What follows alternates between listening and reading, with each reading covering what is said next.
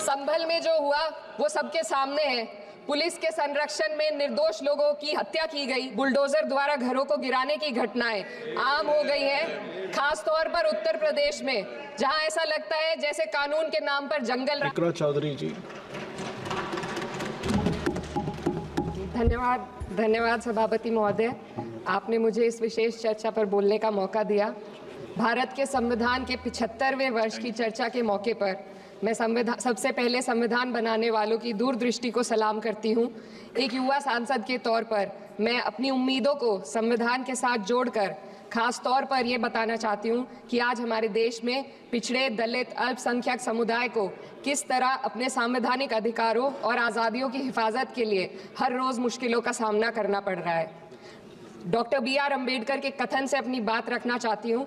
उन्होंने कहा था, मुझे अपने भारतवर्ष पर फक्र है कि जिसके पास ऐसा संविधान है जो लोकतंत्र, समाजवाद और सेक्युलरिज्म को संजोता है।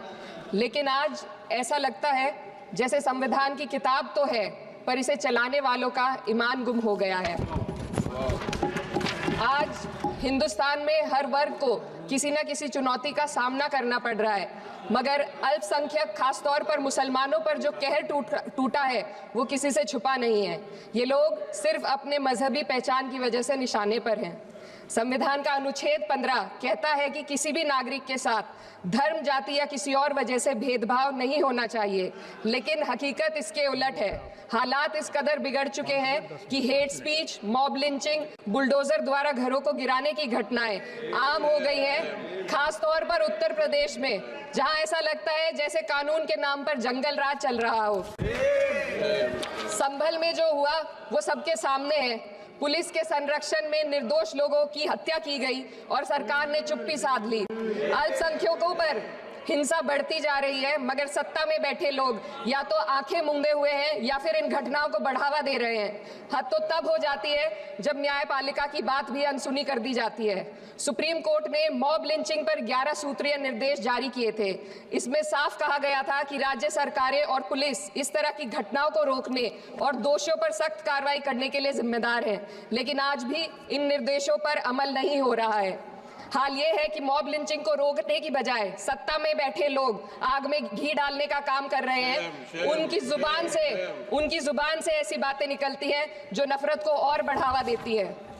ये अशांति अब इतनी गहराई तक फैल चुकी है कि हमारे समाज के धर्मनिरपेक्ष चरित्र पर गंभीर सवाल उठ रहे हैं। साल की शुरुआत में ही कई राज्यों में दुकानदारों को अपने नाम बोर्ड पर लगाने के लिए मजबूर किया गया। इसे सेहत और सुरक्षा के कानूनों का हिस्सा बताया गया, मगर असल मंशा कुछ और थी। ये कदम खास तौर पर मुसलमान दुकानदारों को निशाना बनाकर उठाया गया ताकि उनकी रोजी रोटी पर चोट की जाए। पिछले हफ्ते मुरादाबाद में एक मुस्लिम डॉक्टर को हिंदू बहुल्य मोहल्ले में घर खरीदने पर विरोध झेलना पड़ा। वजह बताई गई कि इससे मोहल्ले की सामाजिक शांति बिगड़ जाएगी।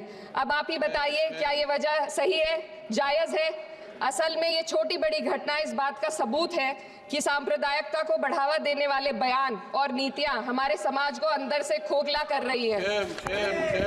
उत्तर प्रदेश में यति नरसिंहन ने बेहद घटिया बयान दिया, लेकिन सरकार इन बयानों पर कोई कार्रवाई नहीं कर रही। हेट स्पीच न केवल जनमानस के विचारों को प्रदूषित करती है, बल्कि इससे अब संवैधानिक पदों पर बैठे लोगों को भी प्रभावित कर दिया है। अभी हाल ही में माननीय उच्च न्यायालय इलाहाबाद के माननीय न्यायाधीश ने ऐसे बयान दिए जिसका संज्ञान खुद सुप्रीम कोर्ट को लेना पड़ा। संविधान के अनुच्छेद 29 और 30 ने अल्पसंख्यकों को उनके मजहबी और सांस्कृतिक हक दिए हैं ताकि वो अपनी पहचान को बचा सके और अपने संस्थान चला सके, लेकिन आज उन्हीं हकों पर हर तरफ से चोट की जा रही है। वक्फ जैसे बिल लाकर उनके धार्मिक अधिकारों को छीनने की कोशिश की जा रही है। आज अल्पसंख्यक समुदाय को संविधान द्वारा दिए गए अपने बुनियादी अधिकार पाने के लिए लंबी लड़ाई लड़नी पड़ रही है। ऐसे कई मामले अदालत ने न्याय देकर संविधान की रक्षा की है, लेकिन अदालती प्रक्रिया में जो समय लगता है उसकी वजह से देश के सामाजिक ताने बाने को भारी नुकसान उठाना पड़ता है।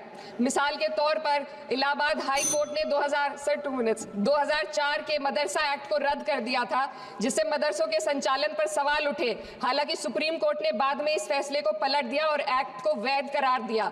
लेकिन इस प्रक्रिया में जो समय लगा उसने अल्पसंख्यकों को बेचैनी और संघर्ष के दौर में डाला है। इसी कड़ी में प्लेसेस ऑफ वर्शिप एक्ट 91 भी आता है और कई अन्य अधिकार, उन्हें भी इसी तरह अदालती लड़ाइयों में उलझाया जा रहा है। ये स्थिति न केवल अल्पसंख्यकों के अधिकारों की राह में रुकावट है, बल्कि justice delayed is justice denied जैसी कहावत को सिद्ध करती है। मैं इस सदन से दुनिया भर के अल्पसंख्यकों की आवाज उठाना चाहती हूँ, खास तौर पर हमारे पड़ोसी देश बांग्लादेश पे। खासतौर पर हमारे पड़ोसी देश बांग्लादेश में अल्पसंख्यकों के साथ जो हो रहा है वे दिल को गहरे तक चोट पहुंचाने वाला है। उनकी जान माल की हत्या की जा रही है। बांग्लादेश हो या हिंदुस्तान हो या कोई और देश, अल्पसंख्यकों की सुरक्षा, इज्जत और अधिकारों की हिफाजत हर सरकार की सबसे पहली जिम्मेदारी होनी चाहिए। मैं इस सदन से अपने देश के अल्पसंख्यकों के साथ बांग्लादेश के पीड़ित अल्पसंख्यकों की आवाज को एक साथ उठाना चाहती हूँ। ये वक्त की पुकार है कि हम सब मिलकर ये सुनिश्चित करें कि किसी भी इंसान को उसकी पहचान या मजहब के कारण डरकर जीने पर मजबूर ना होना पड़े। जहाँ हक छीने जाते हैं वहाँ अमन खो जाता है। ये बात हर सरकार को समझनी चाहिए। अगर हम सच में अपने संविधान का सम्मान करना चाहते हैं तो हमें नफरत और भेदभाव को खत्म करना होगा।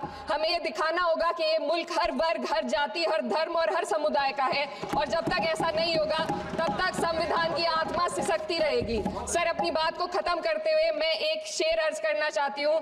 ये दाग दाग उजाला, ये शब गजीदा शहर, वो इंतजार था जिसका, ये वो शहर तो नहीं। लेकिन अगर इस सदन में बैठे हम सभी सदस्य ये ठान ले कि हमें संविधान के मूल्यों को लागू करना है और उसे लागू करने का प्रयास करें तो वह सुबह जरूर आएगी जिसके लिए लाखों भारतवासियों ने अपने जानों की कुर्बानी